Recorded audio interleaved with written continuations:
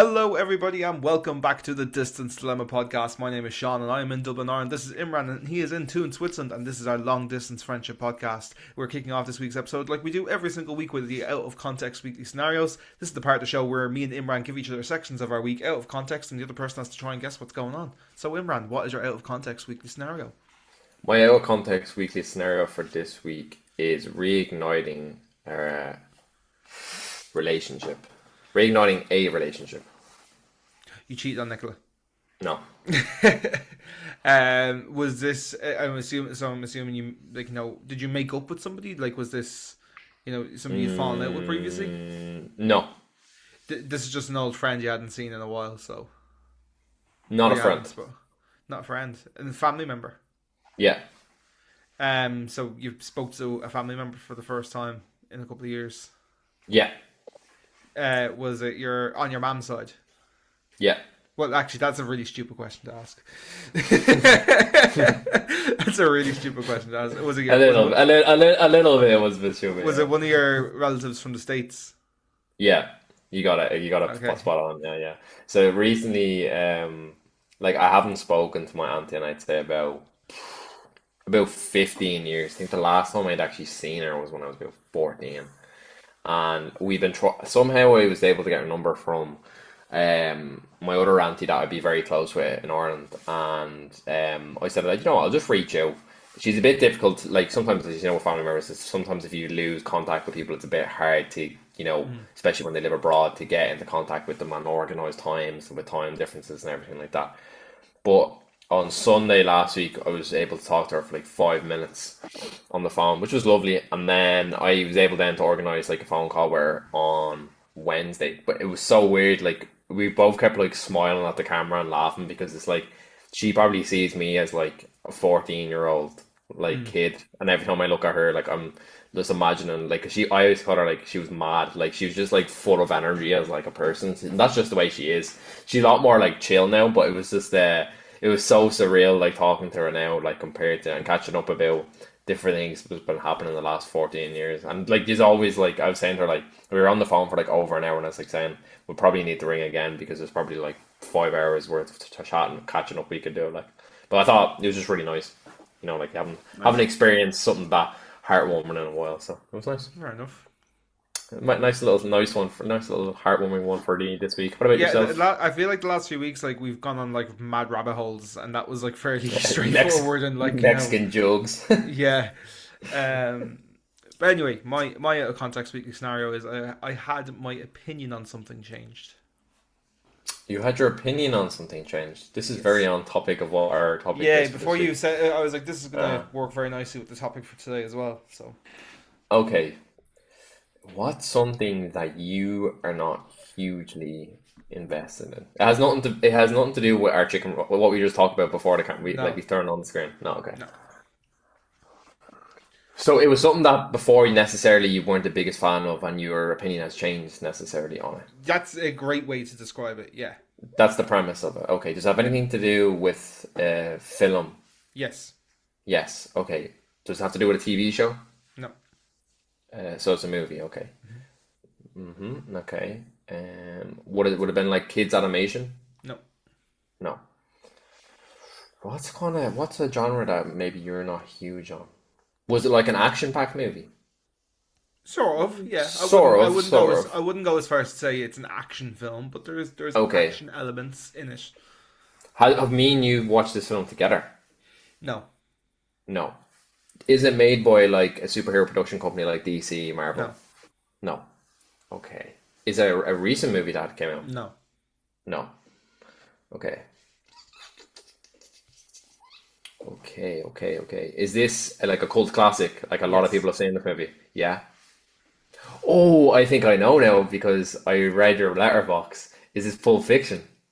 Yes. Yeah. Yes. Yeah, okay. So you rewatched Pulp Fiction and you rated Yes. it 4 out of 5 because I only saw it yesterday when I went on to review Dune. So re-review Dune, so to say. So Ah, yeah, look at you nice. sneaking around with letterbox. Yeah, gotta get my work in. Yeah. So yeah, that's it. I watched Pulp Fiction for the first time again. I think in about 10 years. I think 10 9 10 years was the last time I watched that movie. And you And thought it was still good. What did you give it originally? I think originally I gave it like a 2.5, a 3, something like that. Now this is before Letterboxd was a thing. I think like just like when I was swiping and setting up my account, I just like done that really quickly. And again, I hadn't seen the film in years, and I remember the first time I watched it, just being like, I just don't get the hype around it. And we were like, the other day we were in bed, and the scene of Jules, tasting the Yeah, fella, like when he's interrogating the young fellas in the apartment, came up, and like, yeah, that's a fantastic scene. Like and Simone was just with the saying, she's like, oh, cheeseburger. I've never seen Pulp Fiction. I was like, oh really? Like you should watch it. Like I was like, I'm not the biggest fan of it, but it's a film that's worth watching. Like just because it's such a It's a cool classic. culture. Yeah, Yeah. it's such a huge thing in pop culture. Like it's worth watching. What did you And think of it? she did think it was a bit overrated, but like she didn't think it was the worst film she'd watched. She was like, she thought she understood why people enjoyed it as much as they did. One thing I kind of had totally forgotten about, and one thing we both loved about the film is the soundtrack. The soundtrack on Pulp Fiction Soundtrack is slaps. incredible. Slaps. You know, and I think it's very. I think the reason I maybe at first said I didn't enjoy it was because I just was too young to really understand what was going on. Like I think I had it's a very similar much like a thing. coming of age movie. Like it kind of comes with your age as you get older, and Yeah, you I kind think of change your it's a opinion film on it that's a better little bit. watched in your 20s than your teens for Yeah, sure. definitely, definitely. And like, I just I enjoyed it a lot more. And we were flicking through Netflix, and like it was like, oh fuck it, like we said we'd watch it. And I enjoyed it. I still don't think it's like one of the best films I've ever seen, but I enjoyed it a lot more. And yeah, I think like, but I think I'd said in the podcast a couple of times before that I'm like not the biggest fan of like early Tarantino stuff, but I really like his later stuff. Like I recently watched Inglourious Bastards again. Classic. Django is one of my favorite movies Yeah, it's one of my ever. favorites as well. Like I've really enjoyed any like the more recent stuff he's done. But I think because I watched like Reservoir Dogs and Pulp Fiction and Kill Bill like super like early into getting into movies, and I didn't understand them, So I Yeah. think I might try and like revisit a couple of his movies and just form an adult opinion. I had a similar thing happen to me with The Wolf of Wall Street. I think I got a lot of shit for this in school. I hated The Wolf of Wall Street when it first came out. Okay. And have But you rewatched it a couple more times? And what's your opinion I've so watched it far? like a couple of times since. Yeah, now I would say it's like I'd say it's a great movie. It's a great I movie. wouldn't say it's like in a personal top 10 or a personal favorite list, but it's a great film, and it's one of those ones that like if anyone ever is ever like let's stick that on, I'm like yeah, Yeah. it's going to be a fun time. Yeah. It's a great film to watch. But when I first saw it at like, I think I was 14 or 15 when it came out, and I was like, this is just a bunch of billionaires doing drugs and Yeah, committing yeah, yeah, crimes. yeah. Like it's not that I mean, some interesting. part of what the show, and some part of what it is about that though. Yeah, that, no, and on a That very is like black part and from white it. level, that is like that's the It's what the movie. quickest way to describe the synopsis of the film. But I was just Yeah. taking it at very face value instead of understanding like character motives and like just getting what Scorsese was doing behind the camera and stuff as well, and how like the performances work, and like just Nitty gritty work. understanding the whole film as a total, like before like on more of a level. Like I got like it's obviously a very funny film as well, but like when you're 15 you might not get a lot of those jokes, like whereas when I watched it again when I was like 20 I was like, yeah, okay, this is hilarious, it's a great movie. Yeah, yeah, yeah. So I think yeah. with the Pulp Fiction, it was more like it was like the first commercially like that first movie that Tarantino had done well, that had done really well on like box office commercially, and I think that's why it became such a cult classic, because like you see so many like advertisements and posters and like the soundtrack on vinyls now being published, and like it's so iconic in like the limelight. Like when I think of a Tarantino movie, like the first two movies I would go to, like besides Django Unchained being one of my favorites, would be like Pulp Fiction and then Kill Bill, like because they just had so much commercial success in terms of like merchandise and advertisement. I think a lot of people, when I say Tarantino, they're probably the first movie, too few movies that come to them. But Tarantino is kind of like he's a kind of a director where like you could be really into him, you could be like some of his work, and then there's people that like just don't get the kind of slasher style cinema that he kind of makes and gets a lot of influence from. But me personally, I do really like him. He would be up there top three I like directors how for me. when you're watching a Tarantino film, you can like just grab any kind of sequence and it's a Tarantino movie. Like just he's Yeah, got his style down. Whereas like I don't feel the same about like Spielberg and Scorsese. Like No, he's one of the he few directors out there, like Wes Anderson, Wes Baz Anderson. I was about to Luhrmann. say, yeah, Baz Luhrmann's like that as well. You've got Tim Burton as well. Like when you watch one of their films, you can tell who made this film before you before you even press play. Like you can probably take a screenshot of a random point in the film. You can probably know who directed the movie. Based yeah. on just That's the why aesthetic and how they use the movie. intentional filmmaking is really cool. I think, like in that kind of aspect, like you were saying there, like the aesthetic builds so much for a movie that you're able Mm. to tell as like a viewer, like, okay, that's the person who made that kind of movie. It's kind of like the same with Christopher Nolan as well. Like you Mm. just know there's going to be some twist in the tale. Yeah, like I think it's funny because like no, like obviously like Tim Burton is quite known for like his cartoonish elements, and Wes Anderson has got like a real kind of quirky vibe. And I think if you were to describe Nolan's aesthetic, it would be cinema. It would just be Yeah, yeah, if the yeah, frame looks incredible, if it looks like a photo you could like if the best possible photo you could take on the highest quality camera, but it's in a movie, it's Christopher Nolan.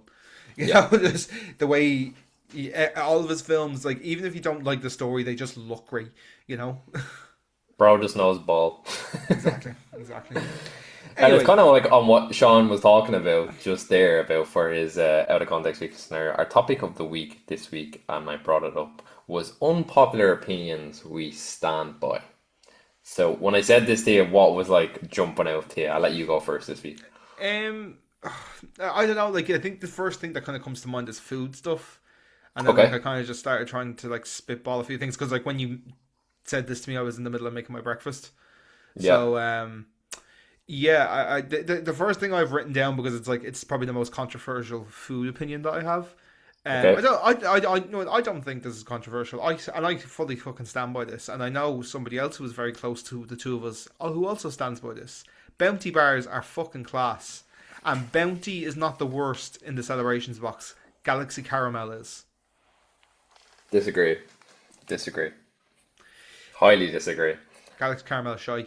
Love I've Galaxy, given love a Galaxy. Sean Galaxy stick Caramel is shy. about bounty. I just don't think coconut and chocolate goes together, but that's just me. You know what I mean? No, coconut is. I just love coconut in general. Though, like coconut milk is class. Like coconut water is nice. Yeah, I just like coconut flavored things. I'm trying to look here and remember what outer bars are in a celebrations box. I'm trying to pull it Oh, up now in front of me. this is my encyclopedic knowledge, Imran. So you got Malteser, Yeah, Snickers, Milky Way, yeah, Bounty, Twix, Galaxy, Galaxy Caramel. Did I say Snickers? yeah. That's seven. You're missing one. One. Milky Way, Galaxy, Maltesers, Twix, Yeah, Galaxy, yeah, Milky Way, yeah, Mars. yeah. That's a talent. That's a talent. I know I'm my. in the move, bro.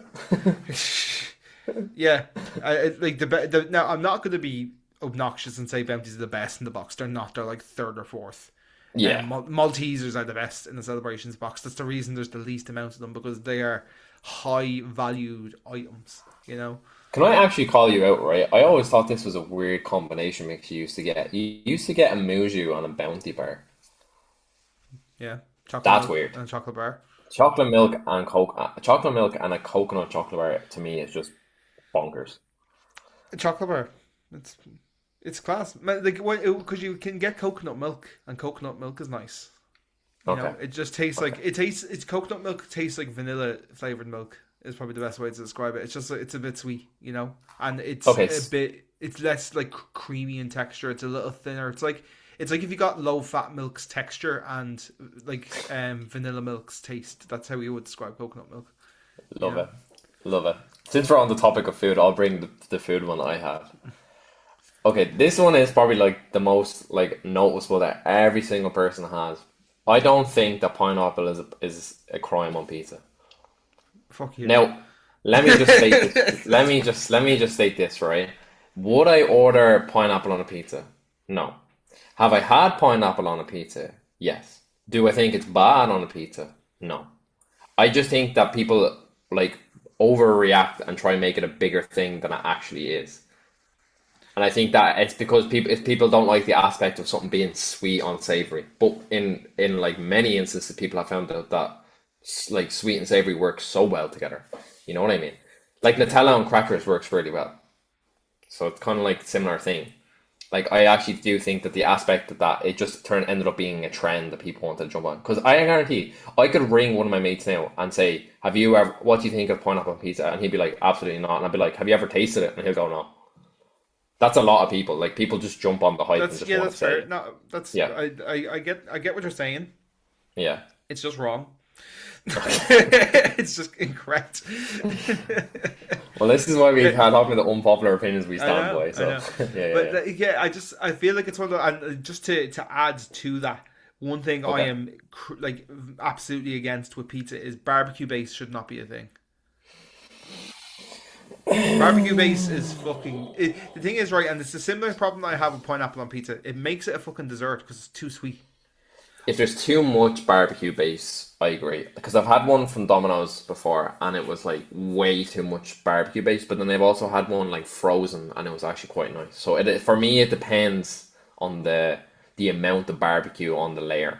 If that makes sense. For me, now I wouldn't be the biggest barbecue sauce fan anyway. Like it's never like in my fridge. It's never a first choice. If it's on a burger that I get given, I'll have it. Like but it's never a first choice sauce of mine. And the reason for that is that I find it way too sweet, and I just feel like it turns your pizza into a dessert. And it's a similar thing with Mm, pineapples. Like, and I get what you're saying about sweet and savory and that, but like, there's a difference between like like one thing I would do quite a lot, and this is something I would do on pizza, is add honey. I add honey to a lot of things for like I a love honey. nice little kick of sweetness, but I feel like it like no, it's nice to have a hint of sweetness. It's like having a hint of salt in something, and then like having salt become the entire flavor, or having it become the entire profile of your meal. You know. That's a good fact. I'll give you that. I'll give you that. I don't know if I have any more on food. Okay, I have one here. I think we won't try not talk too much about film because me and Sean will be here all day. Mm. I think that trailers nowadays are overdoing the storyline for viewers. So the problem is now, I think what we happens is viewers watch trailers now, and you're pretty much given like 90% of the plot. You're just not given the final temp, like you're not given the last chapter of the book in that necessary. And I think that is ruining for, I'd say, viewers that are obsessed with film, like me and you, for example. It kind of ruins the part of the idea of going in blindsided into a movie. I think I this is one of those things which I agree in principle, but it doesn't really work in theory because me and you are into films and we will check out like if one of us says check out this film, why? Because I said it's good. Yeah, We're happy enough with that verdict. It's like I think you would like this film because I watched it. Me and you are happy to watch films based off that recommendation, like but for and this is the thing about like, 'cause there's so much made about like this, especially with superheroes and like them, trying to include certain elements in movies for the sake of like just like audience appeal. But the thing is, like, it does work. Like when you throw an A-list actor into a movie where maybe he wasn't the best fit for a role, or he or she wasn't the best fit for the role, like it's just to get seats in bums, like because at the end of the day they have to sell tickets and they have to look at the stats, and to get people to go and see a movie, you need to generate hype. of course. Where are people seeing this stuff to promote the movie? Social media, YouTube. They Hmm. want clips, and as much I'd say it's one of those things. I actually don't disagree with you. Just like in theory, it's not something that's like super practical. You To know. play devil's advocate with myself, I think that marketing is huge when you're making a film, and like Marty Yes. Supreme was a good example of that. Like they did such a rollout of advertisements, of merchandise, of going on chat shows, of YouTube videos and trailers. But for me, I think sometimes what happens is there's like overdone of trailers where they release three trailers of the same film, and like Mm. Marvel are huge for this. Like I'm already seeing like Avengers Doomsday is coming out near the end of the year, and I'm seeing way too many like snippets and trailers. I know they're trying to create hype, but for people like Marvel, for example, they attract like a huge audience, and they already have a huge climatise of people that follow them. I think they don't necessarily need to release three trailers. I think they could do other avenues of trying to market it. And that's where I kind of trying to differ between marketing and like the trailer aspect here. Like I understand that films are a business and they need to make profit off making movies. I get that. That's why box office is a thing. But I'm specifically just talking about trailers here. I just think that trailers are overdone. And the problem is now where our short temperament of brains, and people have came out and said this. I've seen it in interviews and podcasts that they're trying to dumb down films and just like TV shows of plots by telling you it during while you're watching, because a lot of people now they can't sit still and sit on their phone because they've short attention spans while watching movies. I mean, it is growing. It's a big issue within the film industry. Yeah, I think that was Ben Affleck or Matt Damon on Joe Yeah, Rogan or someone one of said those that, or podcasts yeah, recently that were saying that. Which I think it's a shame, really. yeah. That I mean, this is not across the board. This is just kind of averaging for like the how would you say, like the regular viewer. But this doesn't necessarily tend for people like myself or you who are fascinated and invested in like film and that kind of aspect of it. there's different films being made for different markets. Like like the Minecraft film wasn't made for me and you to go and see. It was made for kids to sell toys. Yeah, Like yeah, like of course. that's their core demographic. And then like when you look at the Marvel films, like I do feel that Avengers Endgame is probably the one movie in history that could have not gotten a trailer and probably still gotten the Yeah, return that I got at the box office. Like I actually was really expecting them not to release a trailer. They did only about a month before the film came out. And they obviously done their press junkets and stuff, and people went on Hot Ones, and they done their things with Joe.ie and Today FM and their and Hot Press and all the media outlets and stuff like. But yeah, I think that's the one film in history that probably could have gotten away with not doing a trailer, but unfortunately, in every other in like 99% of instances, like trailers are such a huge part of why people go to see a movie. Like even if it is like, and I know this like sounds bad, and I don't mean this from personal experience, but there is a lot of, I'm gonna say predominantly men who will go and see a film based on the looks of a female character in a movie. Like this isn't how I do it, but like I know there are men who are like that. Like like Sydney Sweeney. yeah, I can give you example. Like I know people who went to see the latest Sydney Sweeney movie just because Sydney Sweeney has huge knockers and they want to see those in the movie. Just watch Euphoria.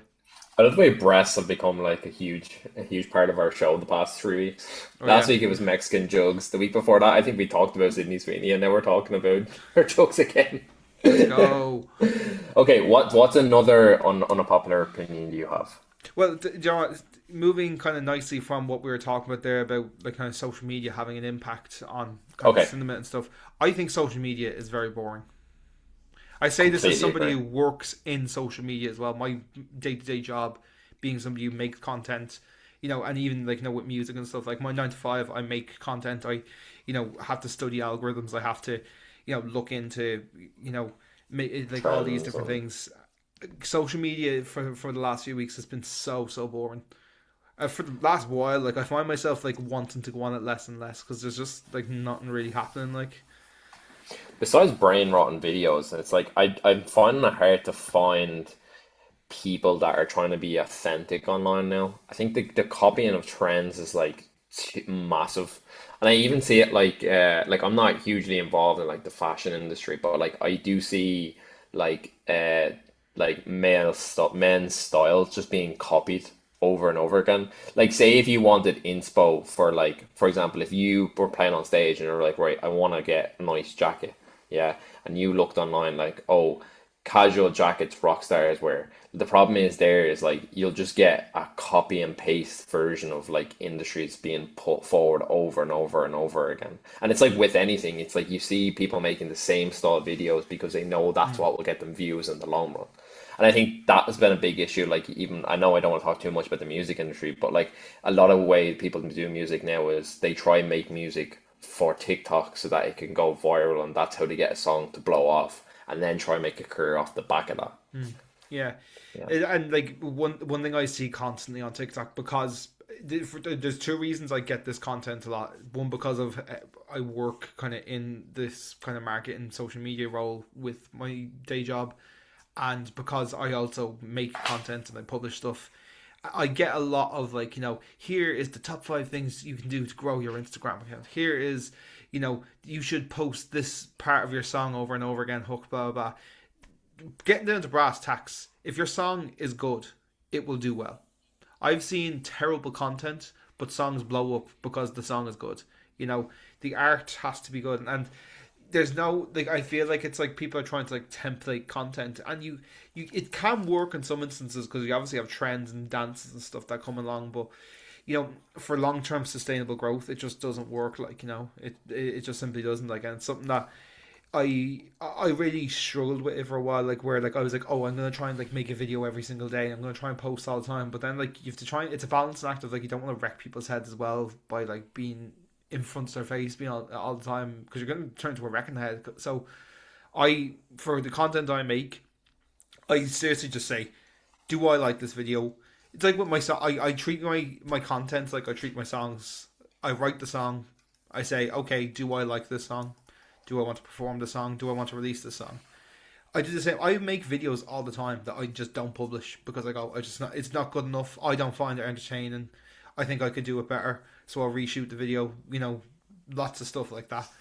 And I would recommend anybody and you should train. We spoke about this a few weeks ago, but train your algorithm to be productive for you. You can do that by just engaging in the right stuff and telling your algorithm that you're not interested in certain creators and stuff, because it's just so I'm just so sick of like top 5 hooks of 2022, or here's a song, this is a page for people who love Marvel, or this is a page for people who love to see how songs are made, and it's just them posting a clip from like the 90s. It's like, right, you're not showing me that in here. Like, this is something I've seen on YouTube 10 years ago. Like, It's overflow of copy and paste, and that's Yeah. the biggest issue now. It's like you're finding hard to find creatives who are like actually making content or like new things that are attracting things that I've never seen before, that you can take something from and be like, wow, that was actually really creative, or wow, that was really cool how they did that. I think kind of like going back to somewhat of a music one that I kind of had was like, I think that sometimes like vibes matter more than like lyrics in terms of some kind of music style. And like this is huge for me again in like rap industry. Because like I know you're not into like rap that much as I am, but like I am into old school rap, which is more probably lyrics based, but like new 21st century rap the way it is now, like a lot of the time, like I listen to that style of music purely just for the vibes aspect. Like I listen to the beat styles, I listen to like the atmosphere in the song rather than what the rapper is saying, because like I cannot relate to the lifestyle that they're living. Do you understand what I'm saying? Like they are living a lifestyle of cash, money, bitches, all that kind of style of things that I don't have in my personal life. And that's not necessarily every single song. No, that's not necessarily every song. Now, let me But tell you like, something. Let me tell you something. let me tell you something. No. But from like an outsider's like point of view, if I ask like your family member and I said to them, right, tell me what the premise of like rap songs are, that's what they're gonna say back to me. It's about like jewelry, money, cars, thing, which is fine, yeah, which is cool and everything like that. But like I permanently like think sometimes lyrics don't need to play a major aspect in song making hits and songwriting. Like, and like I think lyrics are important, and I am a person who loves lyrics in songs, but I just think that necessarily vibes can be more important than the actual lyrics. Yeah, totally agree with you. And I think you're like doing rap a little disservice. I think you're oversimplifying it a little bit. Like, and I'm not gonna use rap as an example, but like think of Gangnam Style back in the day. Gangnam Style became the biggest song in the world. Couldn't tell you a fucking word in that song. No, It's all the classical. vibes. And there was that. There's been so many like Latin American songs, like Despacito, and what's that? Dominicano, do. Do you remember that song from a couple of years ago? Like, Yeah, there's people who sing songs in different languages, and there's like obviously you've got like BTS nowadays as well. Like there's that BTS Coldplay song My Universe as well. Like I can sing, like I say, I know, I can recall a lot of the Korean parts. Haven't a clue what they're fucking saying, you know. yeah, it's kind So of like Bad Bunny as well, like releasing that album that he did really well and won the Grammy for. It's like, but 90% of the time I don't even know what he was saying half the time, but just vibes though. that kind of moves nicely into a point that I have Like Okay. you were saying about Bad Bunny there. Yeah. I don't think award shows matter in the slightest, No. especially when it comes to art. Like I think like the only 100%. one I pay any sort of attention to is the Oscars, and I don't like live and die by it. Like but even for me as a musician, if I ever were to get to a stage where I was up for a Grammy, I could not give a rat's about it. It's No. not about awards. Like you don't make art to get awards. You make art to express yourself. You know. Yeah. Um, I find the Oscars interesting because of the prestige and like there's a lot of politics that goes on when it's always a good ceremony and stuff like Yeah. but like in the grand scheme of things, like award show, I think if you make art to be rewarded like at award shows or to get recognized, obviously it's nice to get recognized for your peers, but I don't think that should be the reason that you make art. Exactly. Like there's so many amazing actors in films that never had won awards Mm. at the Oscars, and I think, and even in like music industries, like when you're making music, you should never be in the mindset, I'm making music to win a Grammy. I think it's a great mindset to have for motivation. Yeah, I think that's a great aspect of it. But I think, like you were saying there, in any art form, I think you should just do it for the passion of just expressing yourself and trying to, make music to not only better yourself but others, and Mm. I think a lot of the time with social media now, they put so much pressure. Like actually, before we started this podcast, I had read something last night that Marty Supreme didn't win any BAFTAs last night. They'd lost out on 11 BAFTAs, I think, that they had been nominations for, and I think it was the first time in history in the BAFTAs that a movie had been nominated so many nominations but had not won anything. But I was thinking, like, I haven't watched the movie yet, and I heard great things about it, but I'm starting to say, like, from an aspect thing, they're making that movie not purely just for win awards. They're making it because they wanted to tell the story of Marty Supreme. That's why the movie was created. They wanted to show people this was a famous tennis, this was a famous ping pong player, this was his life, and I think that's what people, I think, sometimes fall like out of control over, being like, oh, I can't believe it wins. It will even be now, like, if Sinners gets swept now at the Oscars, like, it wouldn't become as a surprise for me. But I also do think it would be deserving of, winning awards from an outsider's perspective of someone Mm. who likes film. So Yeah, and that's like kind of what I'm saying. I think of it like in a music context quite a lot as well. Like of fans get like massively outraged if like their favorite artist doesn't get nominated or if their favorite artist doesn't win the Grammy that they did get nominated for. It's like, man, like did you like the album? Great. If you did, if you didn't, great. Like as long like the purpose of that art is for you to make a connection with it. Like it's not the be all and end all if it does or doesn't win an award that's selected like by people in the industry, like but like you don't make art for people in an industry, you make art for yourself, and I'm sure when you get to a certain level for your community, for your fans and stuff, like I had one last one that actually is very on the premise of what you kind of just brought up, but I said that success looks different for everyone. yeah. And what I mean by that, on, like, I won't go into it too much because we kind of just covered it, but on like a basic level, if you play football Sunday league and that's what you love to do, and you never win a cup or you never be able to reach the level of like a semi-pro or whatever you aspire to be, that doesn't necessarily mean you weren't successful. I mean, I think the idea of being a football player is you want to better and become the best player you want to be. It's the Mm. same with being a musician. It's the same with playing video games. You always want to be better the next time you play it, or training, or whatever you do in life. I think sometimes success is only measured if you make it in quote unquote big times.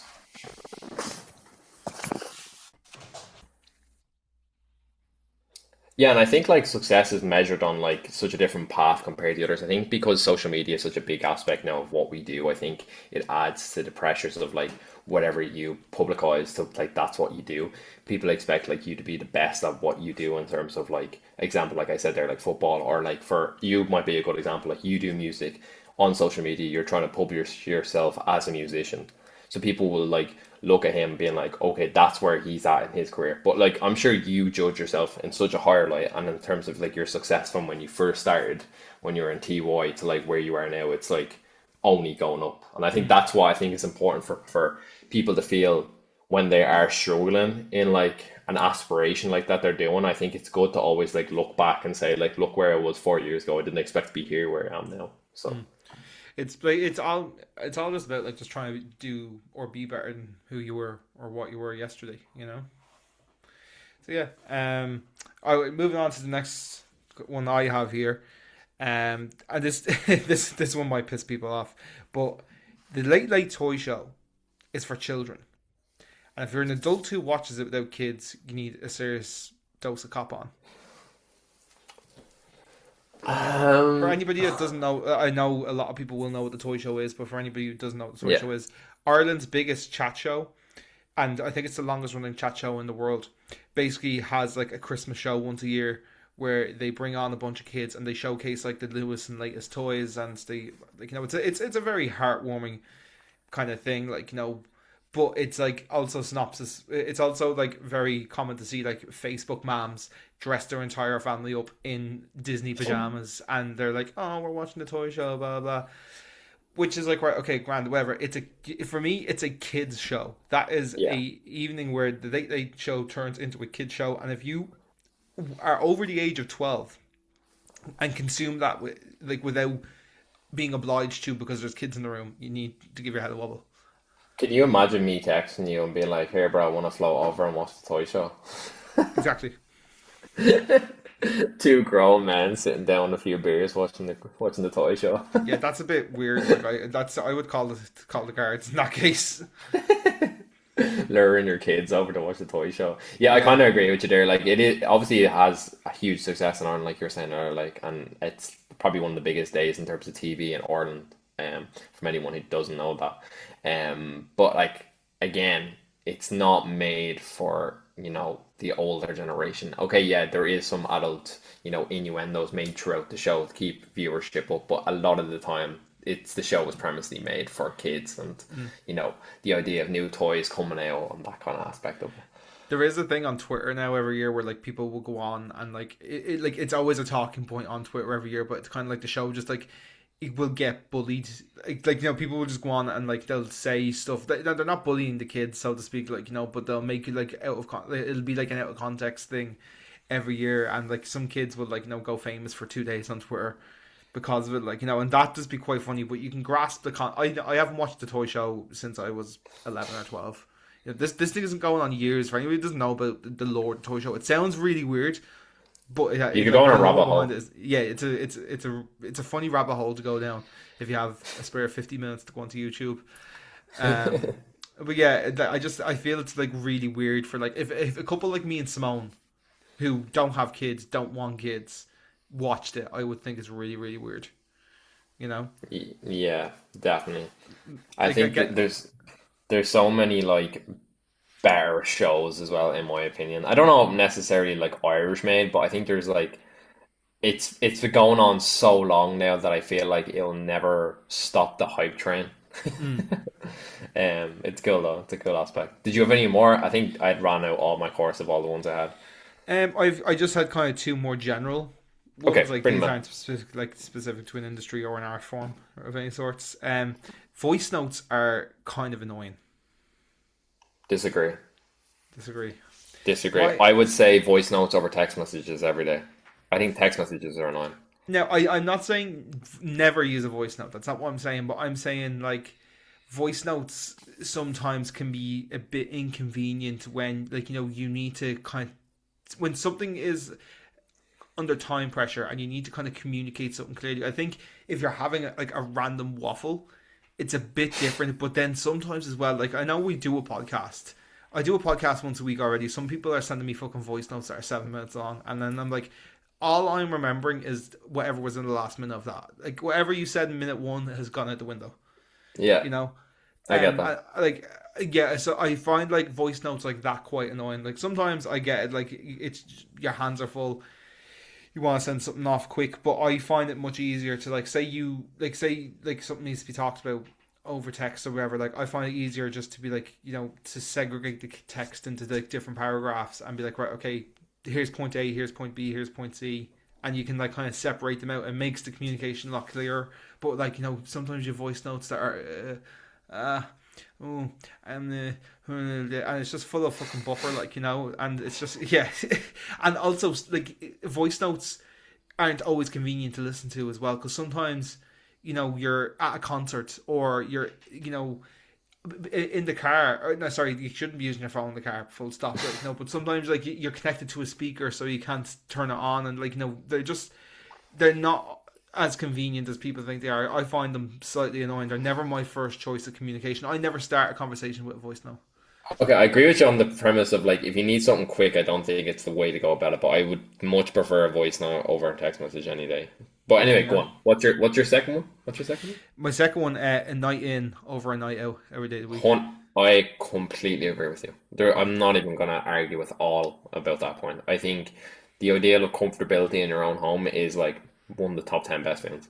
Yeah, 100%. It's the thing, 100%. like I also understand that, like, we say this in a very privileged position as two guys that have their own places. Not everybody has that place. Like, no, a lot of No, people, especially who are trying to save up for mortgages, that are still living with their parents, they might say, I need to go on a night out because I need to get away from the house, because you'll get cabin fever living with, and like, you'll everybody will get on each other's heads if you're around each other too much. Totally guess, I totally understand that, and I'm not like speaking down on that, but yeah, just like in general, like, just sitting in your own house, enjoying your own company with your own friends. For me, I would much rather have like you and Nicola, Adam, Kelsey, and my friends over to the house, and we just sat around and had dinner, got a takeaway, watched the movie. I'd much rather that type of vibe than going out to a pub where it's loud and things can get really messy and you're paying a fortune for drinks and stuff as well. Like, it's just yeah, night in over a night out every day of the week for me. completely agree. I think it's time that we move on to our pop culture slash current affairs section. And I actually realized when we had started recording that we didn't have anything prepared. But as I am quick on my feet, I decided to pick up something that I remembered had happened last week, or it could have been 2 weeks ago now. An initial reaction to the Real Madrid versus Benfica game, and I'm actually surprised we never spoke about this because it was quite very topical on the This was point after of we recorded last week. yeah, This as hadn't for happened. yeah, this hadn't happened yet. So, last week Real Madrid played Benfica in Lisbon, and Madrid won the game 1-0 to a goal from Vinicius, of course. Anyway, he celebrated the goal, they say, on quote unquote excessively. Moments later, there's been some controversy over a Benfica player, Gianluca Prestini, I think that's his name. I'm not too sure. Begins with a Anyway, P and it ends with I. yeah, It's a long name. It yeah, sounds Spanish. You get the yeah. gist. You get the gist. And there's been some controversy recently over him potentially maybe calling Vinicius Junior co and co, and topics there that have is a monkey. Now the referee stopped the match for about 10 to 11 minutes after the anti-racism protocol that they have in place in UEFA. The player has denied making a racial remark at all altogether.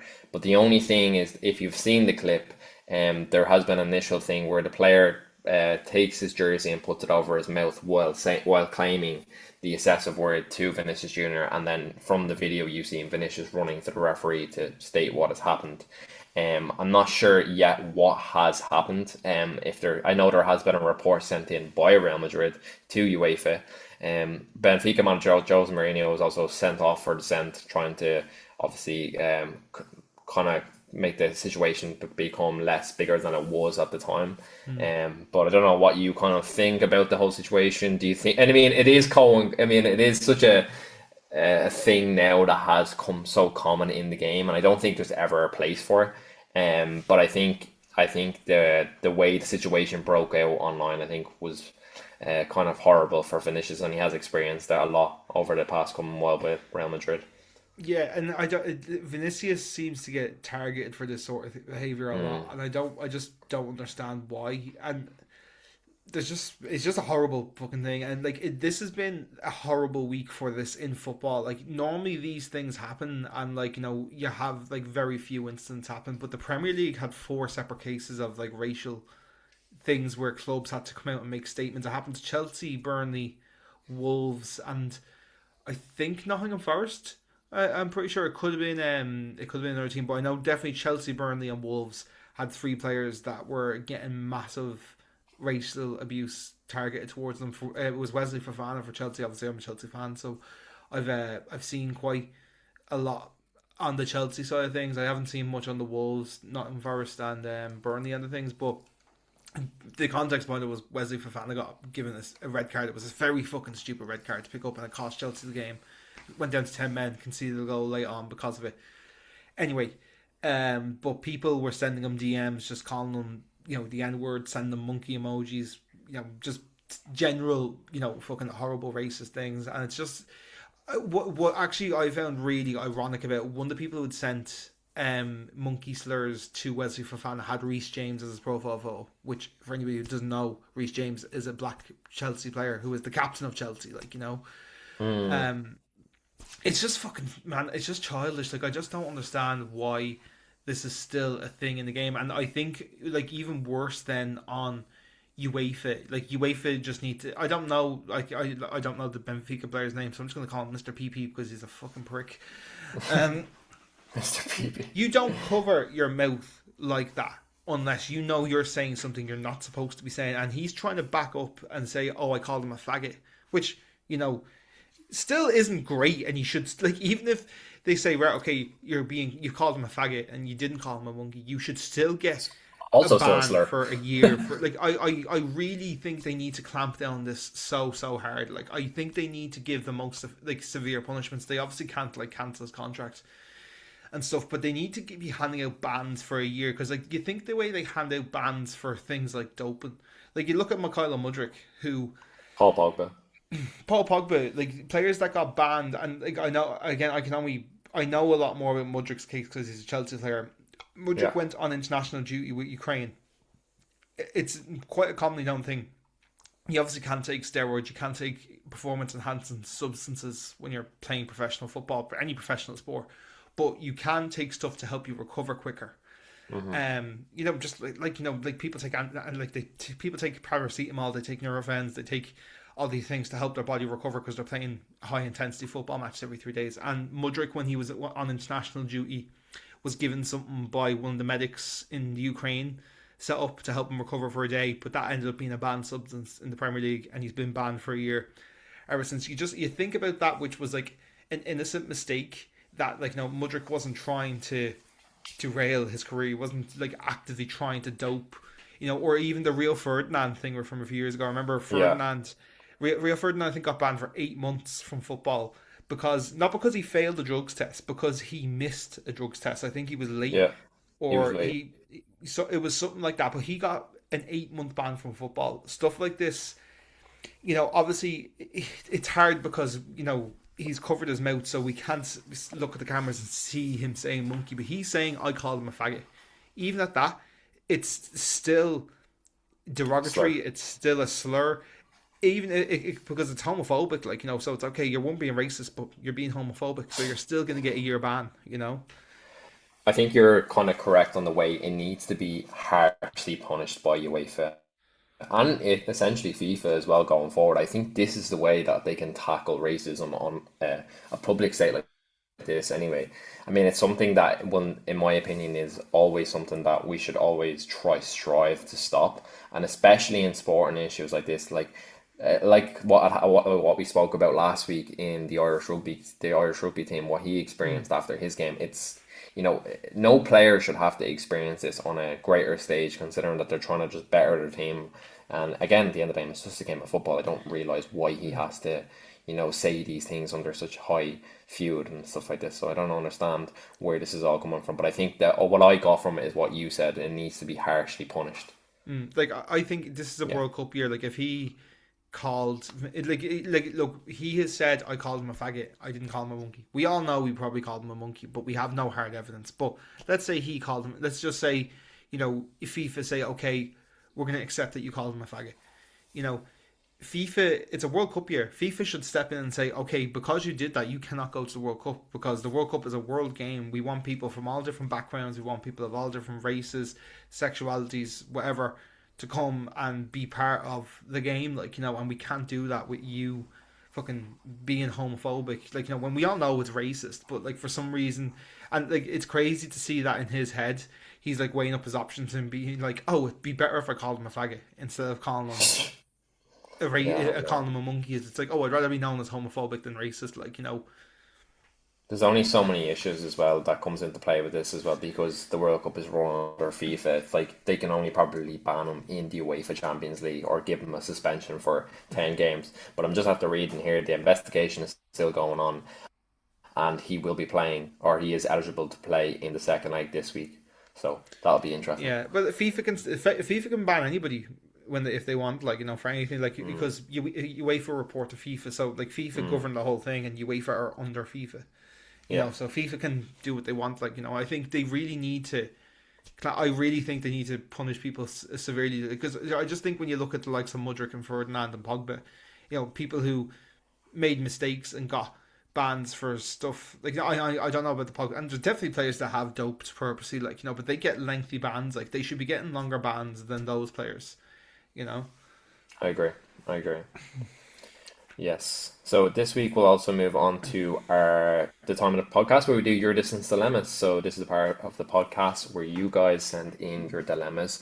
As we've kind of been stating the past couple of weeks, we do have a new form in our Instagram link where you can put in your dilemmas anonymously. And also, if you don't feel comfortable doing that, you can always email the podcast page, which is the at the distance dilemma at gmail.com. Or am I saying that wrong again? The distance dilemma pod at gmail.com. But yeah, that would, we'd probably be able to see who sends it. If you want to do it totally anonymously, you Yeah. can send it through the phone or Instagram bio. Like I said, totally Yeah. anonymous. You can't see who sent them. You can give us as much or as little details as you would like. Yeah, okay, so I'll read it out here. So, hey guys, my dilemma of the week is that I feel like I want to explore a different path than where I am now. My problem is that there are so many things I'm interested in and I don't know where to start.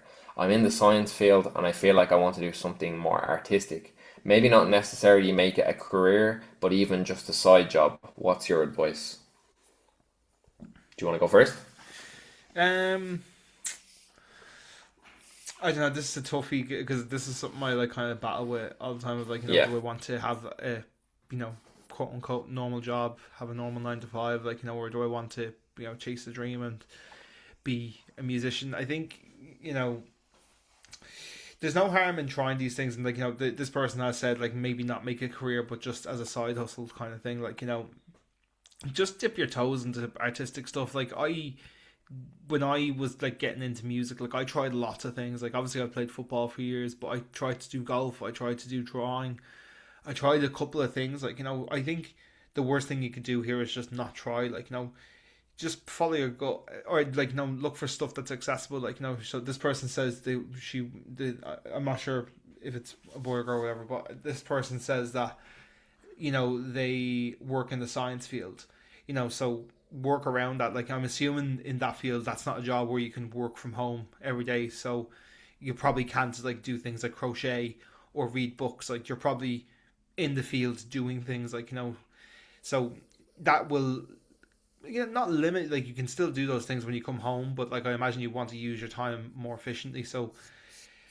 see what's around your area. One thing I would recommend anybody go to, whether as an artist, if you want to participate, or even just as a general audience, just to kind of go and get inspired, is go to open mics. Open mics are so fun. They're so interesting. You'll meet some of the coolest people ever there, because it's all people that are very open to interpretation. They're people who are confident, and they're people who are looking to talk about their passions and their art and stuff. So yeah, I definitely recommend. Depends on what you want to do. Like, obviously, like, open mics kind of really, like, benefit like the comedy and poetry and music and those sort of kind of artistic fields, like, but even just being in that space where you can be with people who are artistic and who want to express themselves in that way could be a good way to kind of just get the ball rolling and get some inspiration. I think like kind of not dwell on too much on like the responsibility side, but I think that does play a major fact when you are chasing the dream of trying to make something a career. I know this person did say even just as necessarily not making a career, but even just as a side job. I think that the best thing you can try is the first thing you can try to do is try things. I know it's so obvious and we do state that a lot, but unless you try things, you'll never know if it's for you or not. Like, I'm the same with Shaun. I've tried many things and fallen out of things, fallen back into things. So it just kind of comes and goes. Necessarily, what I would say is like try find something that you're passionate about, and then even if it's not necessarily the thing, like for example, there Sean said that with music, well, there's so many different avenues you can go down. You know, you not necessarily you won't have to be a singer. You could be a guitar player, you could be a bass player, you can learn how to play the piano. There's different avenues. If you have an interest in music, maybe find what is there something I can do in music. It can even be creative director, it can be an engineer. There's loads of different aspects of things that necessarily you might not be as quote unquote talented in, but you can also find there's ways within the industry that you like to be more passionate and find something that's niche for you. And I know that's easier said than done, but I think the best thing you can do in this situation is just try. Just try Yeah. it. Not everything has to cost money. I think also just try to do some research online. There's so many avenues now. I think for our generation we have more opportunities and more flexibility to research things than ever before. So that's kind of my advice on it. Yeah, and even like doing little things like, if it's like, I've just kind of like reread the messages there, like, like if it's something, artistic, like, we kind of talked quite a lot about like, music, poetry, and like stand up there, but like, if it is like stuff like drawing and stuff like that as well, like invest, like if it's a hobby that you could like, get like a starter kit of something for like less than €50 or like relatively cheaply, even if it's on Facebook Marketplace, just like to try and ignite a fire in you. I would definitely say don't like invest in something too heavy. Like don't say like start something from scratch. Like if it is music, don't buy yourself like a €500 guitar. Buy yourself a €100 guitar.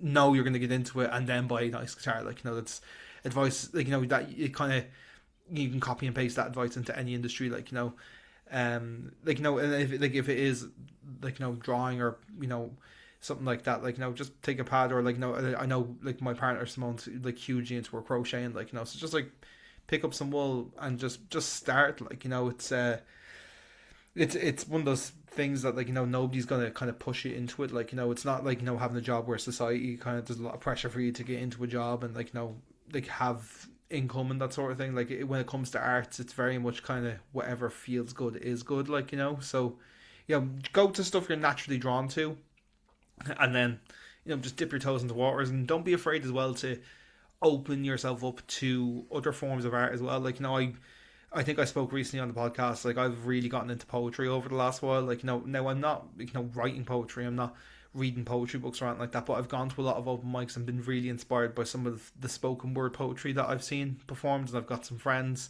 that also write poetry as well, and I'm genuinely interested and I'm genuinely intrigued by it, like so even just opening your eyes up to those types of arts before taking the plunge yourself would probably be a good way of starting to test waters. Yeah, and I think like you can also just grasp inspiration from many things, and I think it doesn't necessarily have to be, sometimes you take things from films, take things from music, take things from just your daily life, and just try to inspire yourself. And I think the best thing you can do is just like kind of what Sean said there, just dip your feet in the water and just go for it, try different things, and you'll find out. I think as well, I think a lot of people try to rush to find the thing that's for them. And I think like I've definitely fallen into that bracket. And I think what happens then is you end up picking up activities that necessarily you thought at the time you were really big into, but then when you look back and or when you kind of reflect on it, you're like, I actually wasn't that invested into it than I thought I was. But I think again, you'll never know unless you try. So I think that's my advice on this person. So thanks for sending them in. Thank you very much. Yeah, and guys, if you would like to send in your distance dilemma, please go to the link in our Instagram bio. You'll see a form there. It's a Google form sheet. Like we said, we cannot see who sends these in. We don't know anything about any of the submissions other than what you tell us. So yeah, if there's something you want us to talk about, if your boss is being a bitch, if you want to get something off your chest about your partner, if somebody on the bus threw a snack rocket across the bus and you just want to get it off your chest, please pop it into our form. Like you said, you can find it on the Instagram, or if you would like to email us about something in particular, or if you want us to talk about a particular topic as well, you can email us at thedistancelemmapod@gmail.com. You can also find that in our Instagram as well. Perfect. Yeah, I think that's probably the best place to wrap things up this week. So guys, thank you very much for tuning in to episode number 54 of The Distance Dilemma. My name is Shaun, I'm in Dublin, Ireland. This has been Imran, he is in Thun, Switzerland, and this has been our Long Distance Friendship Podcast. We will be back again next week, Monday, 6 a.m. Irish time, 7 a.m. Central European time. Until then guys, thank you very much, and we will chat to you again next week.